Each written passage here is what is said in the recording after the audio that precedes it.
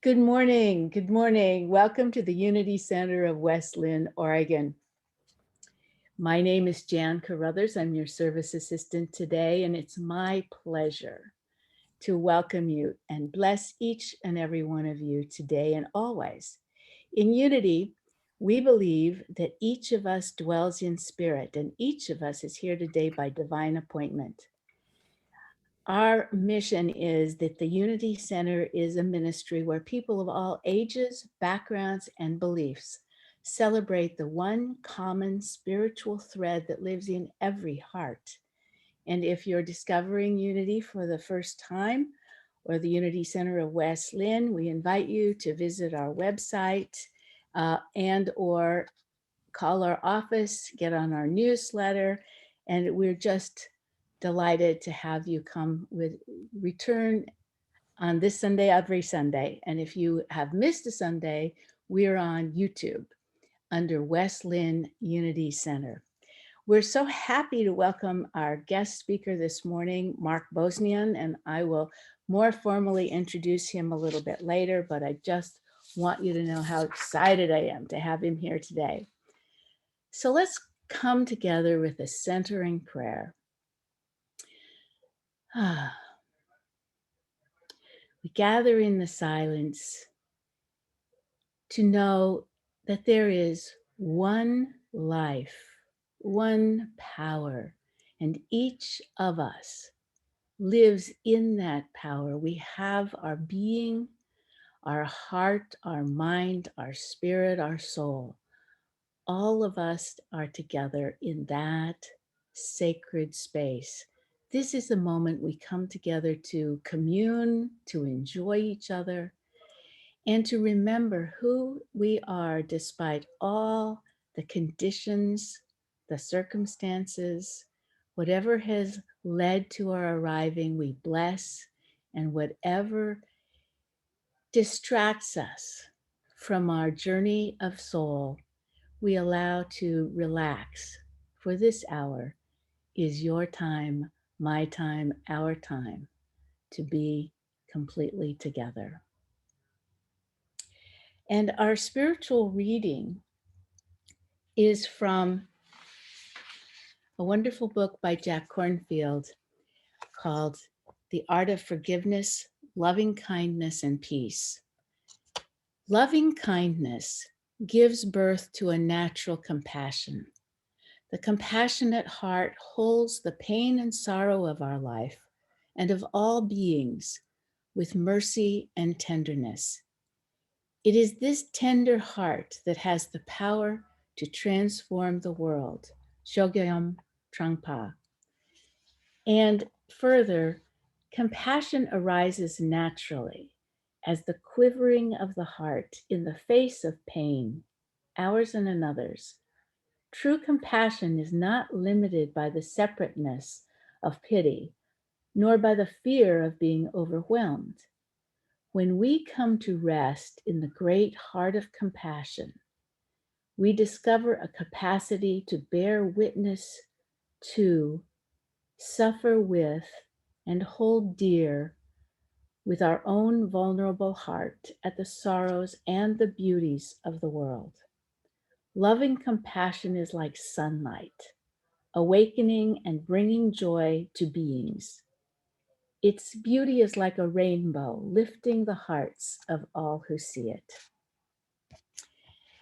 And we have two affirmations that we're going to read together, two affirmation slides reflecting the 12 powers.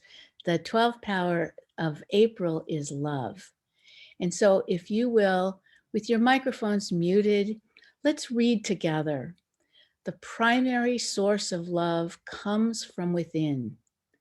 God is love, and each of us is an expression of love.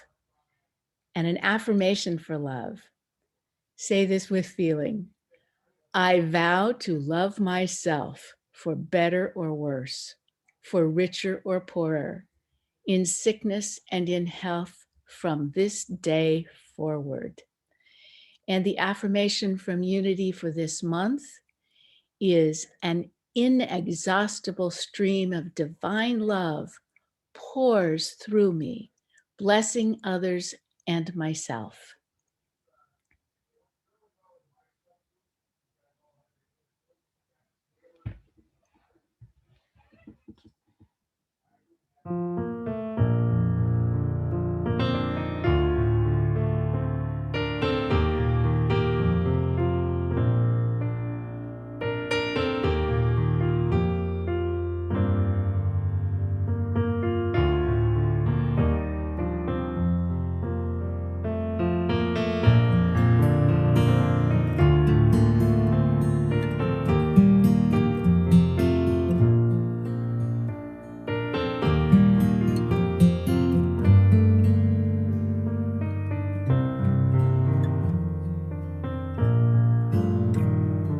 I stand for love, I stand for peace, I stand for joy and for release, for what is beautiful and true. I stand for hope, I stand for you. I stand for love, I stand for peace, I stand for joy and for release, for what is beautiful and true. I stand for hope, I stand for you. You know our world is in great pain, she needs our loving care again. But there are those who fail to see what we have done and what we need. There is a cost for every act, and now there is no turning back. We burn a bridge, we bang a drum. It's time to rise, the time has come To stand for love, to stand for peace, to stand for joy and for release, for what is beautiful and true. To stand for hope, to stand for you. If you're thinking it's not urgent, that we've got more time to kill, if I'm not the one who'll change things, then for heaven's sake, who will? So I will move and I will climb that mountain one step at a time. I won't be swayed, I will not stop until we've made it to the top, where we will stand for love and peace, we'll stand for joy and for release, for what is beautiful and true. We'll stand for hope, we'll stand for you, for what is beautiful and true. I stand for hope, I stand for you.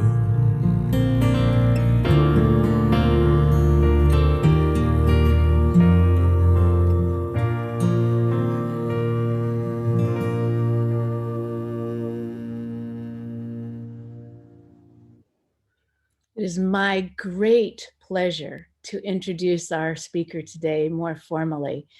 Mark Bosnian is a wonderful musician, singer, a double inductee into the Oregon Music Hall of Fame as a composer, as well as singer, musician, vocal coach. He's an author, he's a confidence coach. His music spans many genres, including rock and sacred and blues and pop. And one of my favorites is Cajun. He has been performing in local and national venues. He's recorded multiple albums, among my favorites, and he has led several popular bands. Some of you will remember, I'm sure, Body and Soul, Three Amigos, and the Mark Bosnian Band. His book is called Sing Free Now, and I heartily recommend it. If you have any thought that you would like to have more expansive power over your voice, whether as a speaker or as a Singer in the Shower. Anyway, its subtitle is Three Steps to Power, Passion, and Confidence, and it guides readers to love and live in the key of confidence. Personally, we've been friends, we've been buddies for more than 30 years in New Thought and in our lives. He is one of the singularly most generous people I have ever met. He has supported us in our youth programs. He played in our wedding.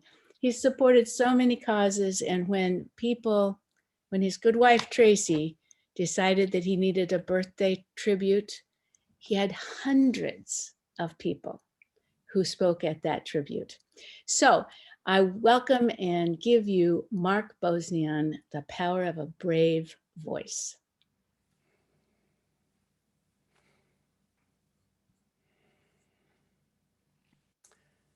You were born with a powerful voice, and you were born with a powerful voice, and you there with the jelly stain on your Spider-Man pajamas, you were born with a powerful voice. Just ask your mom. Babies can hit the high notes, sing for hours, and they don't care what you think about the quality of their performance. But that mindset gets squelched by turn it down training. Mother says, children should be seen and not heard. Father says, hey, quiet down in there. Teacher says, use your indoor voice. Librarian says, shh. This morning, I'm inviting you to reclaim your powerful voice because you were born with one. And just like elephants, tigers, and Ethel Merman, we were all born with what it takes to experience the power of a brave voice. But something happens along the way. If you go to a kindergarten class and you ask how many kids would like to sing a song, you'll see most of the hands will go up. If you go back to that same school later that night and you ask the same question at the Parent Teachers Association meeting, you can imagine how many hands will go up. Somewhere down the line, we learn that it is safer not to open up and use our voices. What if I make a mistake? What if I don't sound good? What if they laugh at me? What we're really afraid of is, what if I'm not good enough? And worry is like a rocking chair. It gives you something to do, but it doesn't get you anywhere. So once we start worrying about how we'll sound if we sing or speak in front of others, we start conditioning ourselves to say no to opportunities to voice ourselves to the world. And that can mean anything from having fun belting out the high note in the national anthem in front of a sold out arena, which I got to do, putting yourself out there at the stand-up comedy open mic night, which I want to do, or auditioning for community theater production. It can also mean other dry mouth, heart pounding opportunities like disagreeing with the boss in front of the whole office, asking someone for a date, telling the bully to quit picking on someone even though your voice is shaking with fear and there's nobody around to help you if things go south. Every one of us has a powerful voice. Mine just got a little froggy. But you may think you were in the wrong line when the good voices were passed out. Not true. Here is the truth. You not only deserve to be heard, you were designed to be heard. If it feels unnatural for you to be supported and appreciated when you use your voice, it's because someone or something lied to you and you believed it. I get to work professionally with clients all over the world who want to more bravely use their voice in speaking, in singing, and in writing. How did I get to have this amazing opportunity? Well, it all started one Saturday morning in Los Angeles. I was 4 years old, and my mom agreed, and don't know how I got her to do this, to drive me to the studio in Hollywood where they filmed what I thought was the greatest show on earth, the Sheriff John's Lunch Brigade. Sheriff John was this trippy guy who actually dressed in a real sheriff's outfit. They showed cartoons, he told stories, he wrote this really cool special birthday song that he sang every day for people having birthdays that day. And I loved the show. I just thought it was amazing. So when we got to the studio, I could hardly stand it. And during the big segment between the two parts of the show, Sheriff John looked out at the audience and said, "Would anybody like to come up and sing a song to win the singing contest?" One horrified mother tried to sneak up the aisle to the back of the room as her son bolted onto the stage. Sheriff John grabbed a microphone, stuck it in the kid's face, and said, "What's your name and what are you going to sing, young fella?"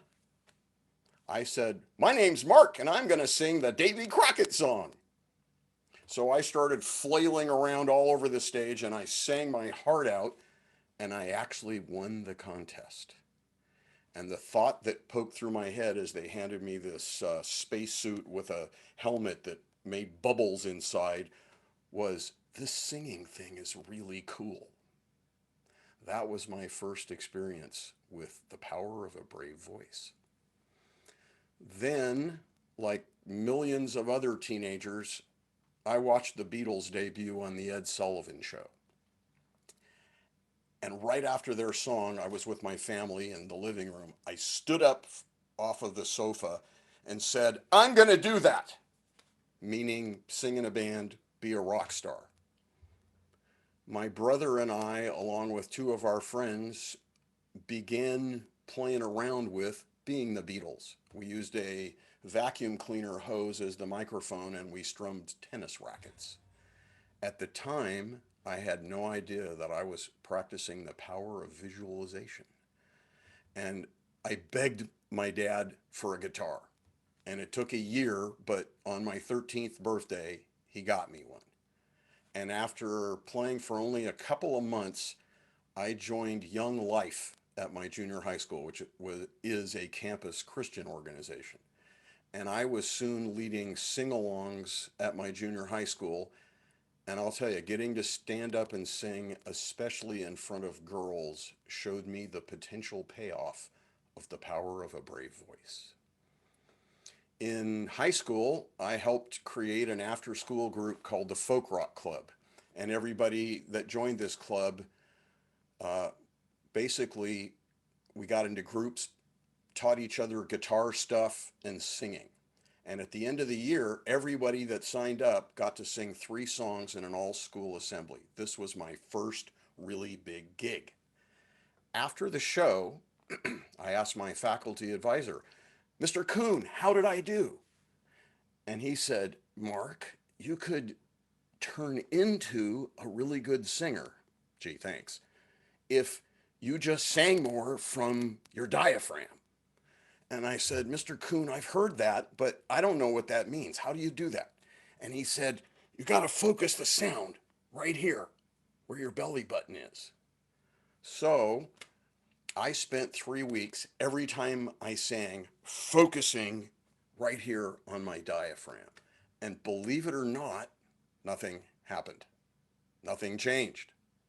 However, him telling me that did 2 things for me. It showed me that all these confusing commands that people give each other about voice don't do squat.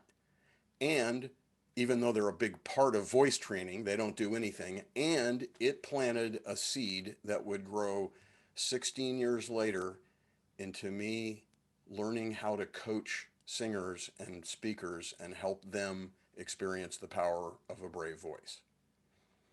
Right after I graduated from high school, me and 5 others from my Young Life group got to go to Zaire, the country right in the center of Africa, which is now called the Democratic Republic of the Congo. Right now, it has been rated either first or second most dangerous country in the world because of all the violence there. Back then, it was in the background, but we kind of felt that. I lived in a little village for 2.5 months in the jungle, and I had two roles in this group because the group stopped in Paris on the way over, and because we visited other African nations. Almost all African countries, no matter what their tribal language, use French as a national language so everybody can talk to each other. And because I'd had a semester of French in high school, I was deemed our translator. You can imagine how that went. But my other role was to promote cultural exchange through singing. And I had a blast doing this. I met a young man in this village, and he and I would often in the afternoon sit and trade songs. He would take my guitar and play and sing. He didn't have a guitar. And then I would take it back and sing a song to him. And we bonded in an amazing way, considering that neither of us spoke each other's language. Neither of us had any idea what the other person's songs were about. This was another example of the incredible power of a brave voice. But I got really sick in the last week we were in Zaire. They thought I had appendicitis, so the village doctor wanted to do surgery on me, and I went, that is not going to happen. So I got on a plane with the rest of the group and tried to fly around the rest of the world for the second half of the trip, and I was so sick I had to take a plane back to Southern California. I ended up in the Orange County Medical Center where they diagnosed me with malaria, jaundice, a type of temporary hepatitis, and a whole bunch of other crap, but none of that was what was killing me. And the 26 doctors I had on my case could not figure out what was going on. In fact, one night, a nurse who had overheard a doctor told my mom that the doctor said he didn't think I was going to make it through the night. And that very next morning, I woke up and for some reason was really disoriented. And the first thing I noticed was the sound of all the machines around me clicking and whirring and buzzing that were monitoring my vitals, but also keeping me alive. And I opened my eyes and I went, oh yeah, I'm in the hospital still. But this was a very different day because immediately I started to feel this tingling in my feet that was like what you get when your leg or your arm falls asleep, but times 10. It was very strong. And it started moving from my feet to my ankles, to my shins, to my knees. And I very calmly went, I'm dying. And I also very calmly realized I have a choice to make. I can let this move all the way up to my head and I will pass. I just knew that beyond a shadow of a doubt. So I realized I have a minute or two to make a decision. And I thought, it would be so easy to surrender to passing because of all of the invasive blood draws every day and the sticking needles in my liver and cutting out lymph nodes and making me drink barium and all these tests. It would be so great to get that over with. But up from somewhere came this thought, I'm not done. I have something really important to do. I want to live. And I said that 2 or 3 times out loud. Immediately, that tingling, it had already reached my chest, started moving back down. And within about 3 minutes, it was gone. And I saw a nurse walking by and I said, hey, what's on the menu for lunch today? She went screaming down the hall to get a doctor because I hadn't eaten real food in about 5 weeks. That statement I made was another example of the power of my brave voice manifesting life. So right after that, I started college and I was really pumped to study music. I went to freshman orientation. I was behind all my friends because I had to spend more time in the hospital. So I had to start at a different semester.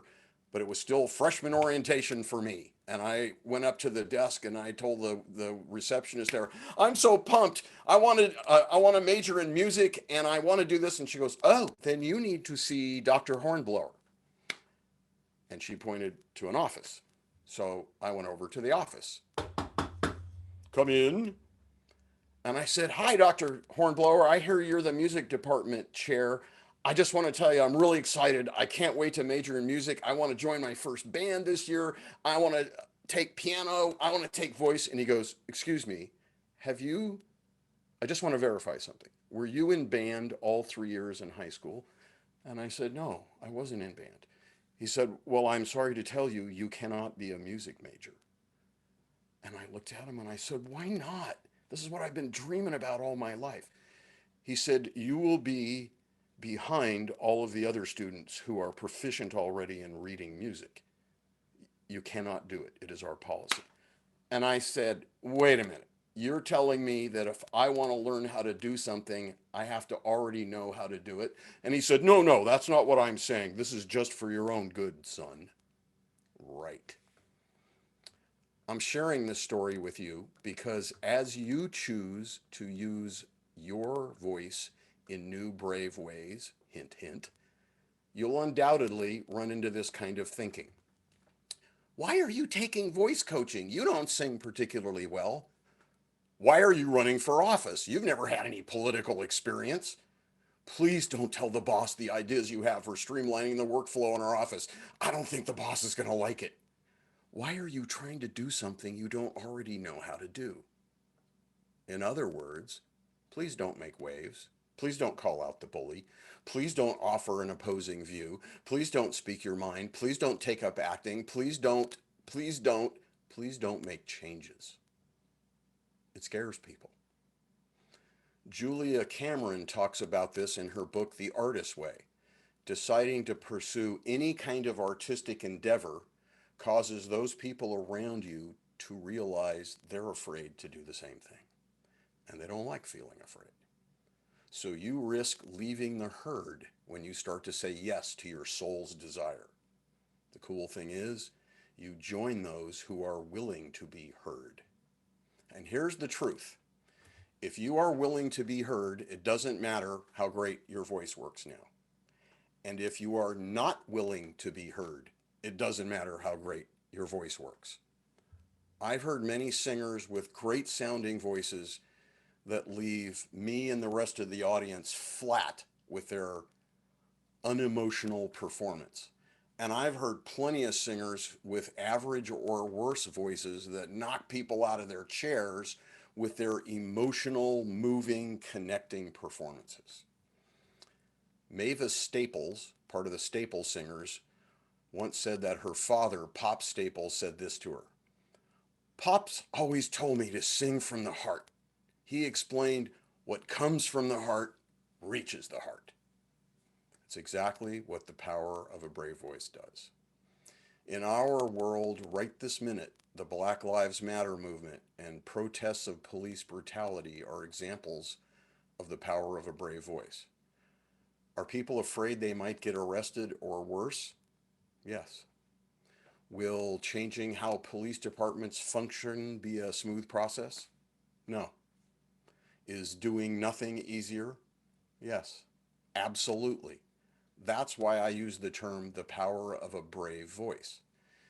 And many people think brave means not feeling afraid, or it means feeling the fear and doing it anyway. Famous book. I don't think so. And in her book Untamed, Glennon Doyle says feeling the fear and doing it anyway can cause you to live your life trying to please others. She invites us when we're thinking about an opportunity or an action or an event to go inside and check in with what she calls your knowing, which I think of as your inner compass. And if what you're thinking of doing, saying, being part of aligns with your inner compass, that's how you decide whether to do it. And it will make sense even if you're feeling afraid, as long as you check in with that compass. If we feel the fear and the opportunity doesn't align with our inner compass, we can get in trouble. So if you check in and go, I'm feeling afraid, but this is not mine to do, you can feel the fear and not do it anyway. Being brave is never determined by people on the outside. It's us checking in with spirit, checking in with our inner compass. So when you say something to your boss, give a speech, sing in public, ask someone for a date, and it feels like the hardest thing you've ever done, you are being vulnerable and authentic in ways that are very powerful. In my experience, using the power of a brave voice is saying yes to spirit. We are constantly being divinely nudged, guided, and sometimes dragged kicking where we are often afraid to go. As you develop skills to use your powerful voice, the fear doesn't necessarily go away. I define a singer as a person whose desire to sing is just a little bit stronger than their fear of doing it. And a non-singer is simply somebody whose fear of singing is just a little bit stronger than their desire to do it. So over the next few days, I invite you to notice any opportunities that arise to use your voice. And I can just about bet you there's going to be some. And notice your physical and emotional responses to those opportunities. Fear is what most people say holds them back from using their voice, whether that's public speaking, singing, acting, anything. Stage fright is a label that we put on a set of physical sensations that we experience when we contemplate anything that resembles a performance. A performer is simply a person who uses their voice in front of an audience, and an audience is one or more people. So making a sales call, trying to persuade a jury, talking to a patient or a client, singing happy birthday with everybody at a party, you are performing. And that word, let alone doing the action, can cause butterflies in your stomach, your heart to pound, sweaty palms, skin getting red, body temperature going up, all kinds of other sensations. But when you think about it, you could also label all of those as excitement. How you label what you're feeling is important. But more importantly is that these sensations are often the one thing that stops you from saying yes to a brave voice opportunity. In his book Thought Exchange, Unity teacher David Friedman, and I don't know if any of you have come across him, he's an amazing guy. I got to do music. I was hired to play music at a workshop he was doing. And he talks about this powerful technique in his book.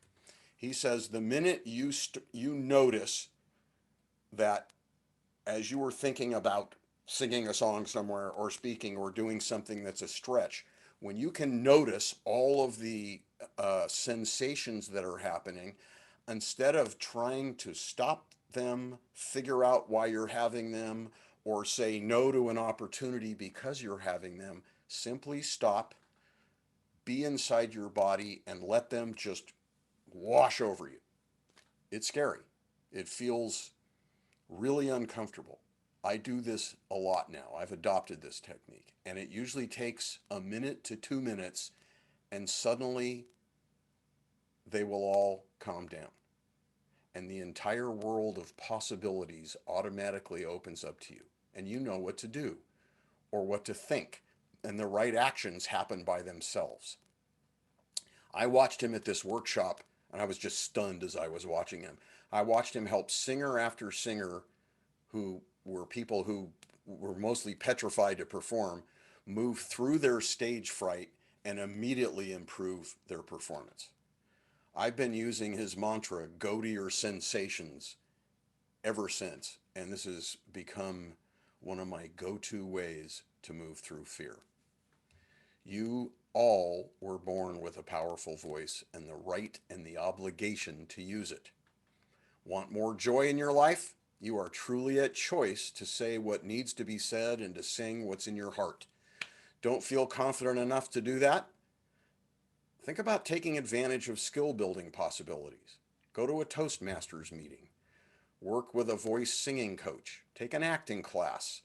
Explore whatever resistance comes up with you for you with a life coach or a counselor. Buy a book and do the work that it presents. It's not about whether you were born with a good voice or have natural talent. If your vocal cords work and you can hear the sound of your voice, you are born with what it takes to do whatever you want with your voice. I'm sure you've all heard the Marianne Williamson quote that starts with, "Our deepest fear is not that we are inadequate. Our deepest fear is that we are powerful beyond measure." She goes on to say, "Your playing small does not serve the world." And then my favorite sentence in the quote, "And as we let our own light shine, we unconsciously give other people permission to do the same." This is why I think people love hearing a singer nail the high note in a song or love when an actor makes them cry in a scene. We get to live vicariously through these moments and experience what it is to be alive. Any reason you can't be one of those people? Yes, actually, there is. If the eyes are the windows of the soul, then your voice is the front door. If you don't open it wide, letting out your authentic self and letting the world in, you won't fully experience the power of your brave voice and what it feels like to be fully alive. I have one last story for you. And this speaks to, well, when should I start doing this brave voice stuff? Should I wait until blah, blah, blah, blah, blah, XYZ, dot, dot, dot? Maybe. My friend Jody Stevenson, which I hear some of you got to work with yesterday, called me up one day on the phone and said, "Mark, did you hear that the Dalai Lama and some of his monks are coming to town?" And I said, "Yeah, Jody, I did. Why do you ask?" She goes, "I volunteered and I have 6 of his monks staying at my house." The Dalai Lama came with a entourage of monks and spent a week in Portland a few years ago and was going to end his week with a big show at Pioneer Courthouse Square where he was going to speak. His monks were going to play music and chant. It was going to be a really exciting thing. She told me on the phone, I served them breakfast this morning and it was transformational. You need to come tomorrow and do this with me. And she couldn't see me looking at her on the phone, but I went, "Why would I want to do that? You're asking me to be like a waiter for them?" And she said, "Yeah, you got to be here at 7:30. She was my mastermind partner and my friend. So I said, "All right, what the hell?" I showed up at her house and here's 4 young men and 2 older men in saffron robes sitting at the dinner table. And Jody said, "Start taking these plates out." One of the young guys had a Michael Jordan t-shirt or jersey over his saffron robes. And I went, "This could be interesting." I will tell you, there was a power and a presence and a grace, especially in the young monks, that I couldn't figure out where it was coming from or what it was, and I didn't care. It was so cool to hang out with them. We would sit after breakfast and talk.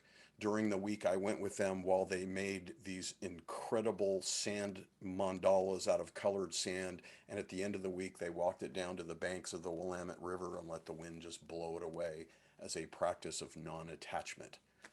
So on the very last day, when I got there for breakfast, they'd already eaten because they needed to be ironing their robes and they were polishing all their instruments. This was the day they had their big show.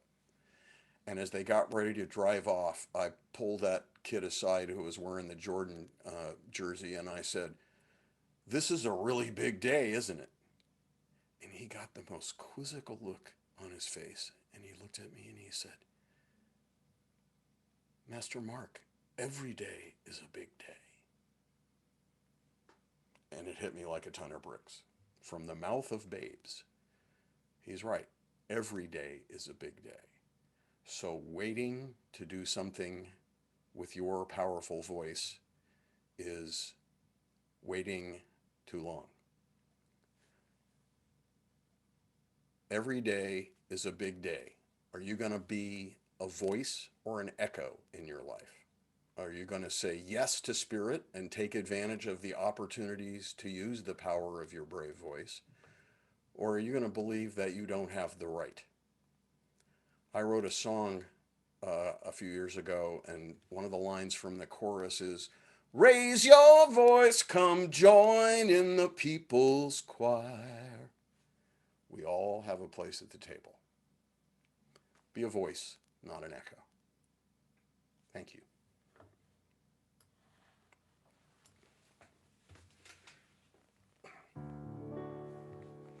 Time for this, Jan? We're going to do a short meditation, and I invite you all to go inside.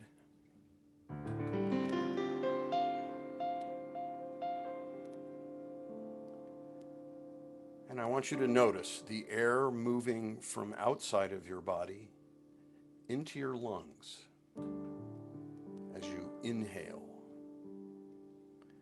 as you inspire.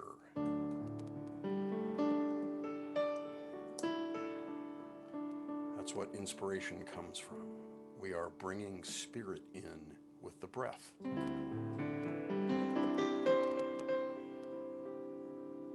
So feel that air moving through your nose or mouth or both, moving down your windpipe and expanding into your lungs. That is the power of spirit expanding in our lives every time we take a breath.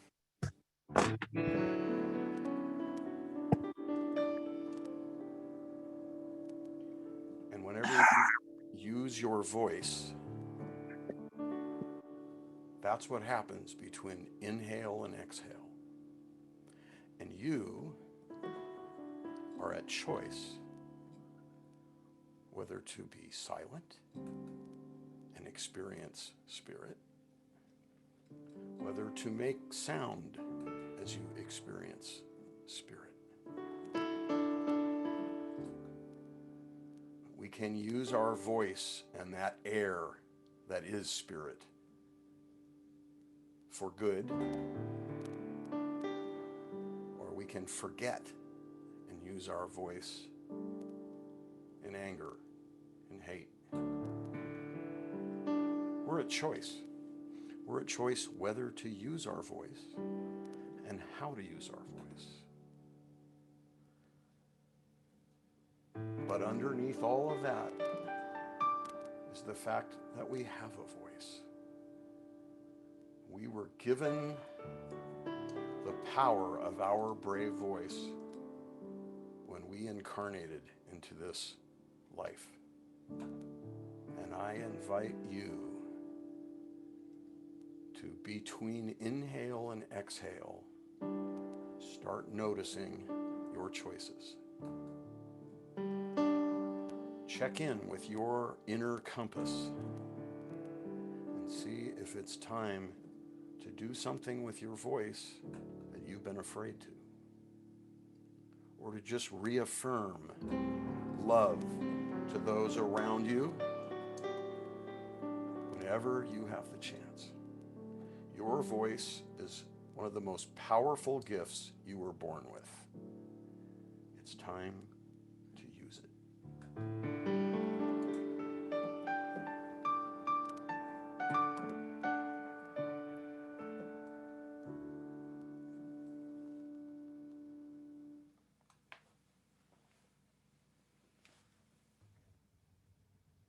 Thank you, Mark. What a wonderful talk and what inspiring messages. It's so great to hear you speak. And you're right, this is certainly the time for us to use our brave voices on behalf of good and peace. And thanks for your wonderful music. So, for those of you who don't know, I just want to give you also a wonderful opportunity for another way to be with Mark. And that is he generously holds a sing-along on the first and the third Saturdays every month at 5 o'clock. You go on Facebook and you go to Center Stage Voice on Facebook. It's And actually you'll, yeah, coaching, Center Stage Voice Coaching on Facebook. Thanks.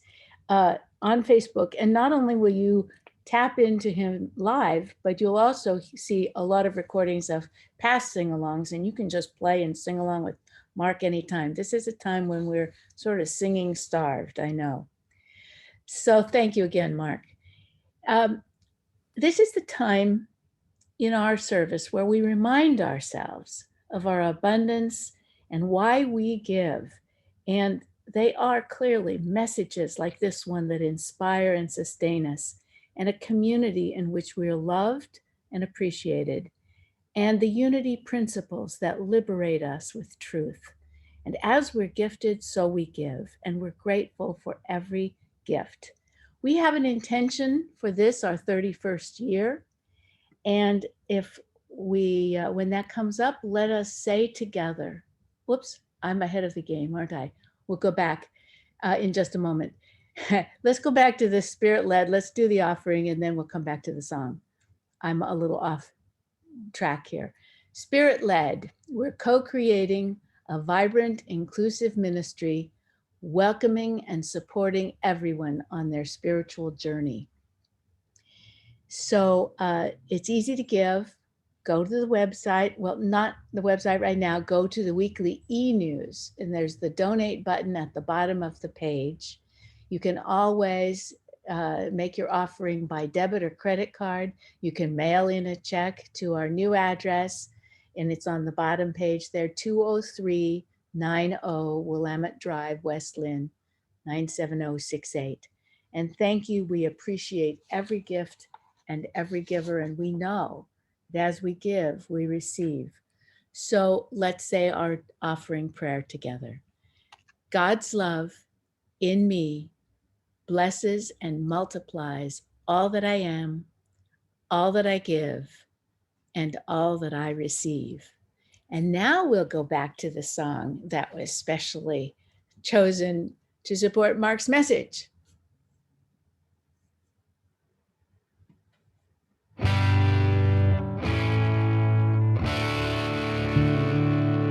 If all of life's a stage, then we must play our part. Lift your head up from the page and give a message from the heart. It's only in the light you see that you can become who you're meant to be. So step into the light and welcome home. I see joy upon your face. It makes our future bright. When each has found their place, then together we take flight. It's only in the light you see that you can become who you're meant to be. So step into the light and welcome home. Let's sing a song of peace. Let's sing a song of joy. Every woman, every man, every girl and every boy. If all of life's a stage, then we must play our part. Lift your head up from the page and give a message from the heart. It's only in the light you see that you can become who you're meant to be. So step into the light and welcome home.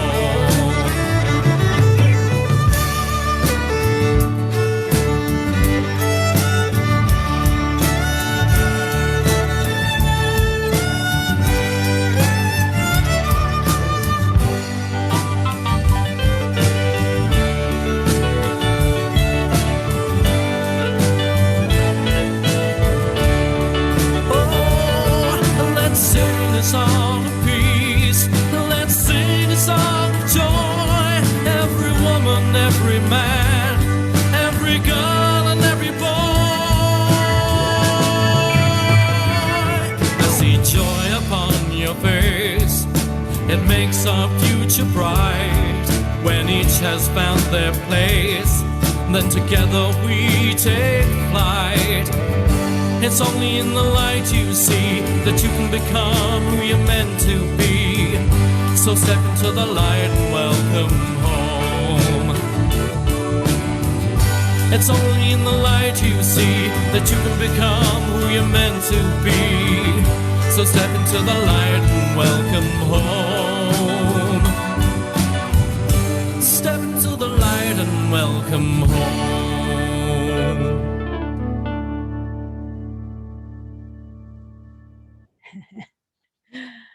So we have a couple of announcements, and one is a correction from last week.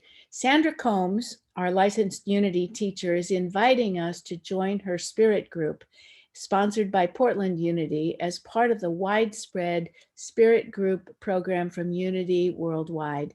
This is a wonderful opportunity, and since we're a healing teaching church, this is an opportunity to be with like-minded people.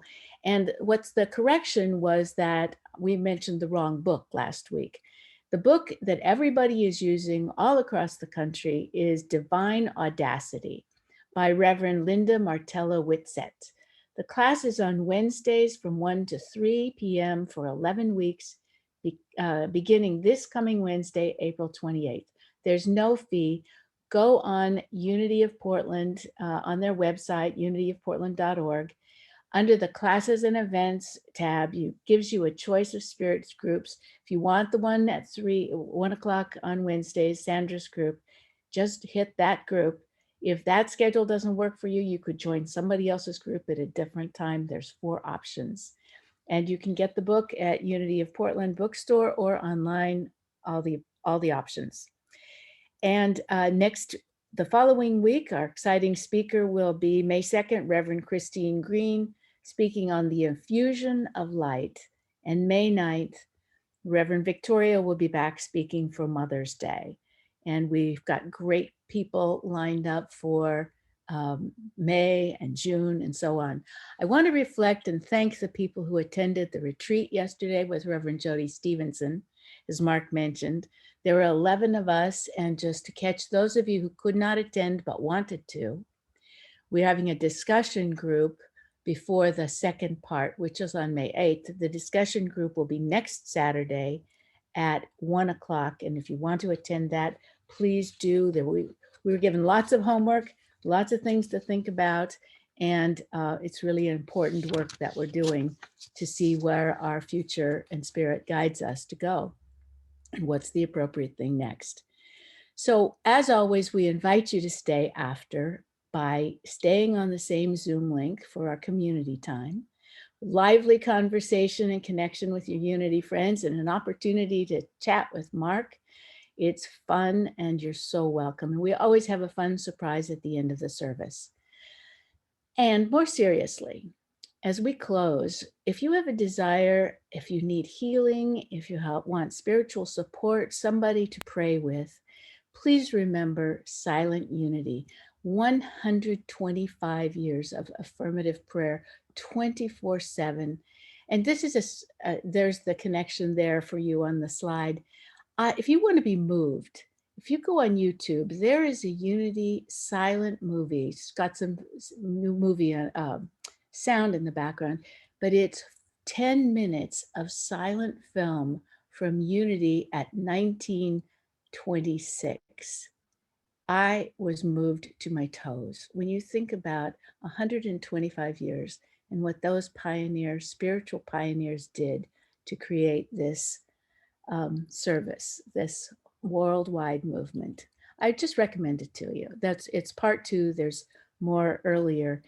And now, as we wrap up, April, our spiritual focus was love. And I want to share with you a special short video to send you off into the upcoming week, remembering that we are love. And when we claim it, we share it and we experience it. So Sharon's going to play that for us. Loved one, beloved one, you who are made of gold, behold, beautiful soul, this gift of everlasting love. May we rejoice in a dance of reverence for how good you are to us, love, our sacred healer, our best friend, our source of life. May we rest in your warmth, Laugh within your rays. Stay for days in this sacred space. May we fall in love. May we be love. Discover the majestic power of self-love. May we remember we are designed exclusively to shine. Loved one, beloved one, you who are made of gold, behold, beautiful soul, el sol, the sun, radiating within you. Let us adjust our crowns, kings and queens. Rise from the ground. Speak out loud to the universe. I am love. I am loved. I receive love. Love flows abundantly. Love is surrounding me. Love is healing me. Love is me.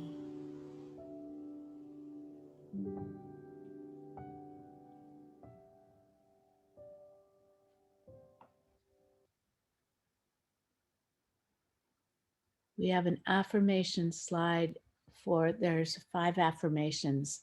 And if we'll read the colored parts together. I express the peace and love of my Christ Spirit. I seek the guidance of Spirit and I move forward confidently. I am renewed in body, mind, and spirit by the healing power of God within. I am open to divine ideas and use them to prosper my life. I walk in harmony and acceptance with all beings.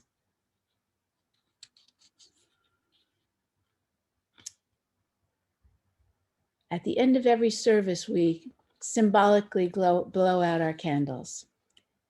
But together we know the light never goes out because we are the light. And we say the prayer of transformation together. The light of God is in us. The power of God moves through us. The power of God transforms us. The presence of God is who we are. Wherever we go, God is, and all is well. So we always have a treat at the end of the service after the recording. So again, we invite you to be with us. Thank you again, Mark, for your brilliant message. Thanks to each of all of you for your presence. And for those of you who are watching us during the week, we invite you to come with us on Sunday as well. And thank you all.